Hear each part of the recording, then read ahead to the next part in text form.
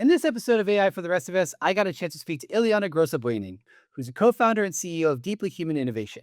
She has more than a decade of experience at the intersection of responsible technology, digital well-being, and AI ethics, having worked across 5 continents with startups, NGOs, and Fortune 500 companies.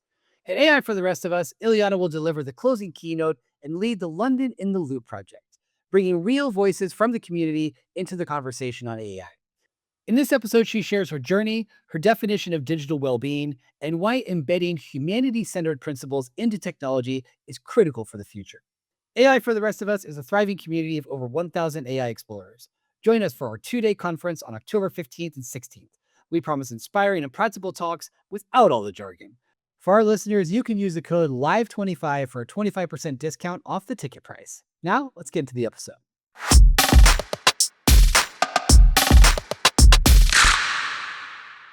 Iliana, welcome to AI for the Rest of Us. To get started, for people who don't know you, can you just tell us a bit more about what you do, where you work? Um, who is Iliana? Bart, first of all, thank you so much for having me. My name is Iliana Grosse-Buening. I'm the co-founder and CEO of Deeply Human Innovation, a consultancy and research firm that I started together with Alina Kokarina. And together we help organizations and ambitious innovators embed humanity-centered principles into strategy systems and next-generation technologies. My path into this space has really been shaped by a decade of working at the intersection of responsible technology, digital well-being, and AI ethics. Like many of the people around me, I went into the startup world right after business school, and I was really professionally raised on the belief that technology can be an amazing source of empowerment and can enable so much good for us. And that also got me to work for a Pan-African education platform for a couple of years where we distributed content on financial literacy, medicine, health, human rights to over 45 countries in sub-Saharan Africa. So it was really during that time that I saw what technology can enable for us. And I went on to work and live across 5 different continents. So China, Africa, Australia, Europe. And I really got to see how technology was being applied and how the different roles that technology had in those different societies. So, for example, Africa, it enabled people to have access to education and healthcare where there was none before. In China, technology can scale quite quickly, but there's also sometimes the question of control and also transparency. And I think in the West, we've kind of grown up on this idea of technology being an enabler of choice, an enabler of convenience. But recently and increasingly, we see that there's also a lot of downsides. So as I was gathering these global perspectives all over the world, I realized and I really developed a fascination for how we can ensure that overall technology, makes people's lives better rather than worse. And that's what got me into the digital wellbeing space. And when I started, I think there was not really even a term for it. This was about 7 years ago. And but I think the pandemic and many other recent developments, like AI, obviously accelerated and intensified the conversation around this. Very, very good points. And with that in mind, you've touched on a lot of different areas and a very, very strong international profile. But bridging the gaps between whether it's startups, corporates, NGOs in many different places. How do you stay up to date on all this stuff? Is there, I don't imagine there's one single source of truth when it comes to it. So for you, what works best in terms of the resources that you consume to stay up to date on all the things that you're working on? Yeah, you're completely right. I think there's not one single source of truth. And especially right now, it's getting increasingly difficult to get a nuanced opinion. And also, actually, with these dystopian and utopian narratives out there, um, it is actually very important right now to get your information from a variety of sources. So I would maybe not naturally turn to Instagram to keep up to date on information. Also, obviously, as disinformation, misinformation are increased and there's more AI generated content out there. So for me, it's really a combination of 3 things. One is the research side. For me, it's always been very important to have everything science backed and to have this research approach. And we also do that with deeply human innovation. So whether it is collaborations with universities, my work with IEEE and other research institutions. I think that aspect has always been very important. I go to lots of symposiums. Actually, I'm on my way to go to one now after this podcast. And just keeping informed, what is happening in academia and research around AI. What are they thinking? Then the second one, obviously, we work with a lot of different organizations, with Fortune 500 companies, with startups, with NGOs, but really like seeing the realities of, how are people in companies experiencing AI right now, whether that is developing an AI strategy or even, developing AI products. So I think that is a very good, counterbalance to the research side, because you really get to see, okay, what does that actually look like in real life? And what are, some of the challenges and also some of the opportunities? And then the last thing, and this perhaps for me is, the most important thing, and also where my digital well-being background has come in,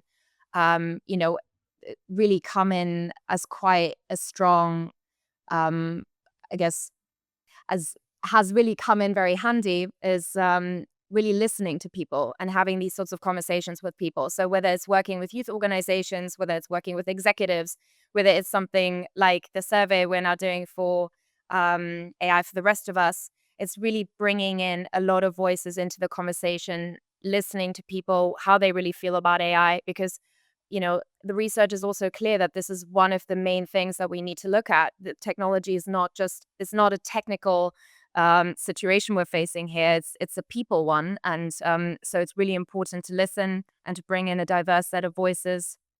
And so for me, the listening aspect is also really a big part of it. But yeah, in summary, I think in order to just, move beyond the hype and to not get, into, yeah, basically those echo chambers, we have to take the time also to inform ourselves. And obviously, there's a lot of amazing experts that I follow on LinkedIn, um, amazing researchers, which, are doing incredible work in responsible AI or human-centered design or digital well-being. And I just try to put all of those things together to just create a more holistic view of what's happening. Fantastic. And like you said, listening is rarely overrated, and I would say mostly heavily underrated. And having that diverse range of different opinions and updates about things that are going on as we're in an ecosystem moves very, very quickly. Now I want to get back to something a little bit more fundamental. So you work in the digital well-being space. And like you said, this is a term that when you got started wasn't even really, frequently used. Things like the pandemic probably brought it more to the forefront for a lot of folks. I can say from personal experience, myself included. But when you're having conversations with organizations, perhaps there maybe some people have different definitions of digital well-being. But I want to know, what's Iliana's definition of digital well-being? Well, as you rightly said, there's a lot of definitions around digital well-being. And I think in the past and when I started, it was much more equated with things like digital detox or abstinence or screen time. And, I think that view is a tiny bit too simplistic. So for me, digital well-being really is about ensuring that technology has a positive place in our lives, that we leverage the potential of technologies for the benefit of society, for the benefit of people on the planet. And that really happens on multiple levels. So, on the individual level, I think, we all know what it feels like to be constantly connected. We know what it feels like to be constantly interrupted by notifications. We know what it feels like to be in a room with someone who's constantly on their phone. So, on an individual level, it's really about how's this impacting my relationships? How's this impacting my cognitive capacity, my energy, my sleep, my mental health overall. So you know, everyone I speak to has an example of how digital innovation is impacting them. And I guess now with AI, how do I feel about my future job prospects? How do I feel about the world in general now that this technology is progressing so fast? So this is on the individual level. Then on organizational level, I mean, you obviously have, the organizational side of it or the product side. So depending if you're developing these technologies or if you're implementing them within your organization, it's just asking, how can we support our people on this journey as we're, now embracing hybrid work more after the pandemic, although this has been a couple of years now, really understanding how does this change collaboration, communication, how does this change the way we work together effectively, efficiently, So as an organization, it's really about ensuring, how can this technology support our people? How can this make us better at what we're doing rather than the opposite? And then on a societal level, we're increasingly seeing, with things like disinformation, misinformation, echo chambers, radicalization. There's so many societal issues and challenges we're currently facing that are amplified by these technologies. And, our culture is changing all over the world. It's also having environmental impacts, which we're increasingly seeing. It has effects on democracy, so the way that societies function. So for me, digital well-being is, looking at these different layers and saying, okay, how does that impact us and where can we start to, because the beautiful thing is it's kind of like a bottom up and top down thing. So whether you're starting on a societal level with regulation, that has a positive effect, downstream. And as an individual, also, let's say you as someone working within an organization, you become more effective at what you're doing because you're managing your cognitive energy better. That obviously then has a better, has a positive effect on your team and then on your organization. And I think maybe the question that follows is who is responsible for digital well-being? And this was a question that I increasingly asked in, academic lectures and also talks that I was given. And I realized, there's actually people have very different opinions about who is responsible for digital well-being. So some might say it's the government, it's about regulation. Some people might say it's about us. It's about, how we are choosing to use these technologies in our daily lives. And so it's fascinating to see how different people feel about who's actually responsible for ensuring that technology has a positive place in our lives. But considering that, a lot of these platforms use, um, let's call them slightly manipulative design patterns sometimes, or at least they use design patterns that make you sometimes do things that you wouldn't necessarily want to do, and very successfully. The fact also that these technologies, they're gathering millions of users within months now, as previously it was adoption was much slower than it is these days. I would say it's like a community, like a collaborative effort to ensure that, technology and digital innovation actually makes people's lives better. But I would say that companies have an opportunity, I would say also maybe a responsibility, just because there's so much that they can do by ways of design, by ways of governance. I think, it reminds me of in 2017, 2018, when we were rolling out GDPR, be it living in Europe, and that there needed to be this new role of the chief data protection officer. And so this idea about ownership of who's going to be in charge of this at an organizational level, also when, like you've mentioned as well too, in the academic world, who is going to be in charge of this? Who's going to be the good cop in the story that's going to make sure that people are taking care of themselves properly, that are aware of both the opportunities to use AI to improve their digital well-being, as well as the risks, as you said, the misinformation, the disinformation, getting locked into very toxic cycles of being distracted, having solitude deprivation to be able to focus on your work, all these different things. It just being aware of what's out there. So I think there's a lot to take from that. So now that we have a working definition for digital well-being, what do you see are the biggest opportunities and risks for AI and digital well-being? Yeah, well, I think, AI to me is always a double-edged sword. It can offer amazing opportunities for us, but there's also, and we're increasingly seeing that, a lot of risks that we need to manage. So in terms of the opportunities, there's amazing potential in education and healthcare, personalization, reducing cognitive load even during a workday. As there's more information out there, we're really going to need ways of distilling that for us so that it becomes manageable. So I think there's incredible opportunities for AI to promote well-being, whether that's on an individual, organizational, or also societal level, because in the same way as you might say currently, maybe the way that we're approaching data might propagate bias, it can also do the other. It can also do it the other way around if designed well. Um, but then, as the last few months have shown, there's also a great amount of risks and challenges that we need to look at. So whether it is disinformation, misinformation, whether it is, the way that we're now interacting with these technologies, how they're impacting our health, how they're impacting our relationships. Um, Again, individual, organizational, societal level, there's multiple things that you can mention where you say there is a real risk to human welfare and also to, the way that we're living our lives. And but I would like to maybe also turn around the question a little bit and say, what can well-being offer AI? And this is what the Springer publication that we developed, the Wellbeing Compass framework for, was really all about.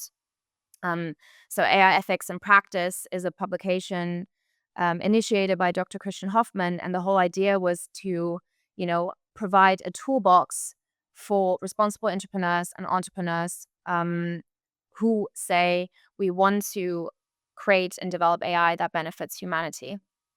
And essentially, the Wellbeing Compass article was really all about understanding what could digital well-being, understanding, how technology can be a positive force in our lives. How can that inform AI development? And for us, it's really a very pro-innovation, pro-humanity approach.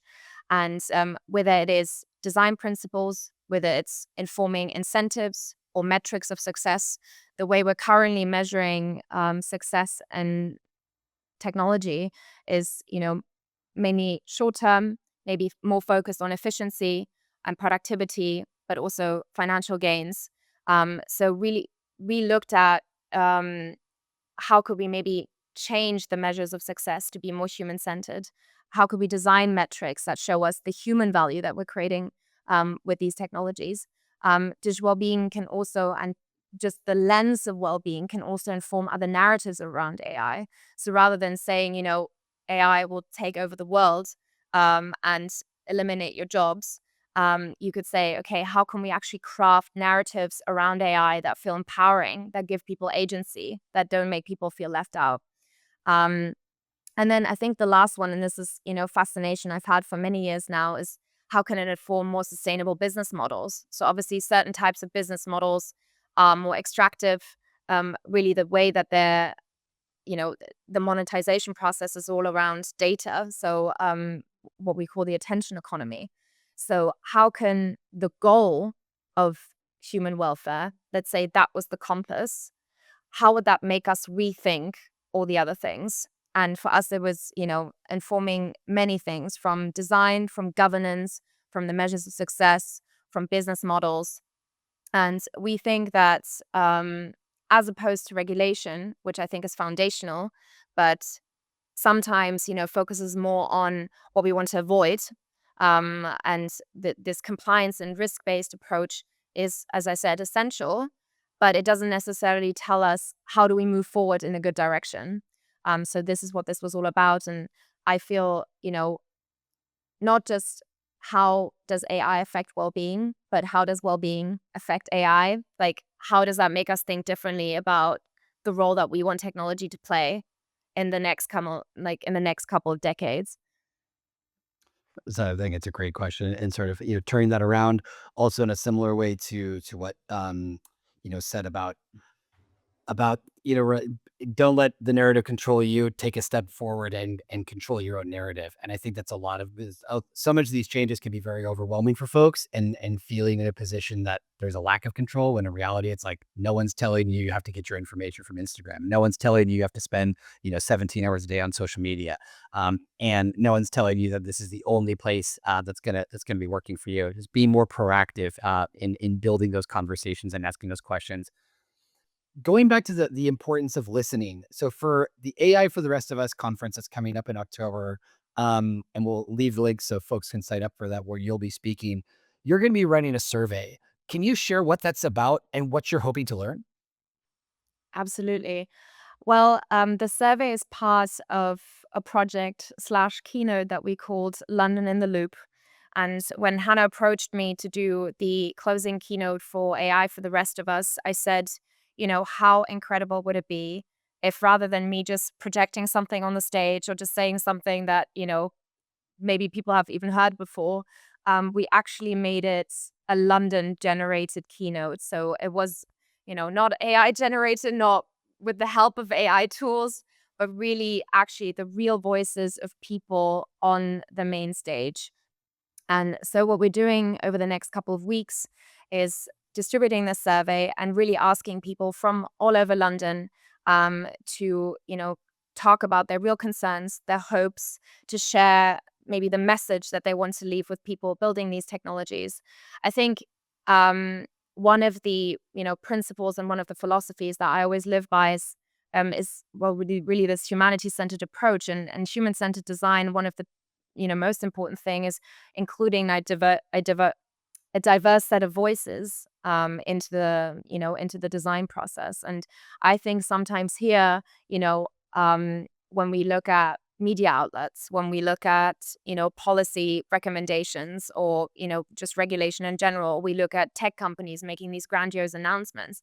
I often ask myself, okay, so where's the real voice that I know exists, or where's the real voice of people in this, and where's the conversation around this? So with London in the Loop, what we wanted to create was very open and honest conversation around AI, so that these voices are heard and everyone is welcome to join, and that we just enrich the narrative on AI a little bit more. And if people want to get involved with that to participate, what's the best way to do that? Well, I'm sure that you will leave a link to the survey in the description. Otherwise, please head to the AI for the Rest of Us website. And the survey only takes 5 minutes, and your voice and your feedback and whatever you share with us will directly feed into this keynote, and hopefully many other ways in which we can amplify voices in the AI narrative. Fantastic. And, this is not the only time that using a framework to gather information and provide more transparency and clarity about the issues that we're facing, as well as the mechanisms that people can use to be better equipped and better prepared. Could you explain, a couple things that you've worked with, the well-being compass and the kind index? If you could be so kind. Wow, what a terrible joke, but it's Monday. If you could be, if you could be so kind to share with our audience what the well-being compass and the kind index are. Yeah, sure. Well, actually, in terms of the kind joke, we do make references to that word as well on the website. So don't worry, you're not the only one.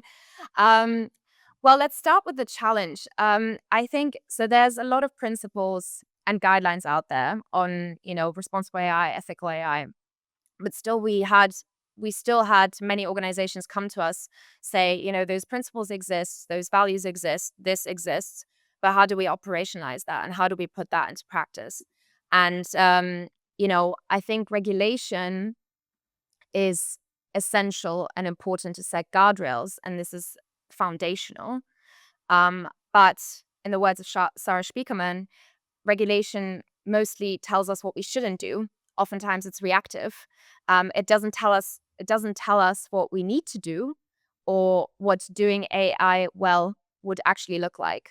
And so this is why we created these two tools. The Wellbeing Compass is basically a roadmap, and it helps organizations translate principles into concrete human-centered actions within their strategy or product design.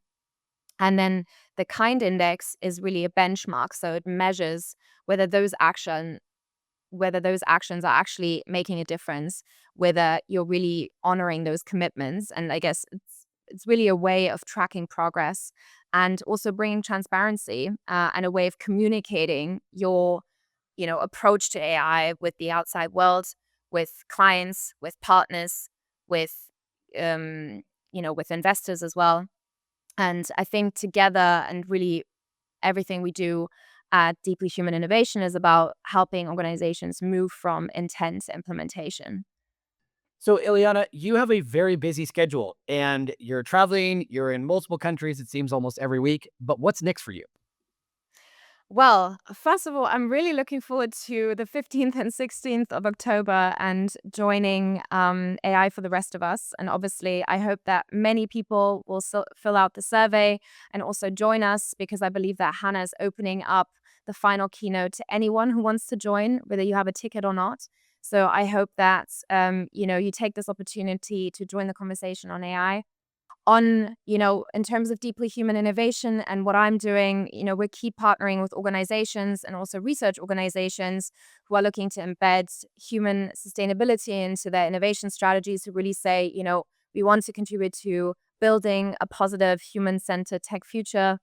I think at the end of the day, for me, it's been and it is always the same. How do we make sure that AI strengthens humanity? And that's really the mission that drives everything I do. And I'm looking forward to keep doing that through my work with deeply human innovation, but also obviously things like London in the Loop. And if people want to get in touch with you, what's the best way to do that? You can absolutely find me on LinkedIn and please reach out because I'm always excited to speak and learn from people who share this mission and, yeah, who want to exchange ideas and find ways to collaborate to create a tech future that really empowers people. Thank you so much for joining us. Best of luck with the survey. Folks, if you want to get involved, we'll leave all the links so you can participate in that. Iliana, take care. Thank you so much for having me, Bart.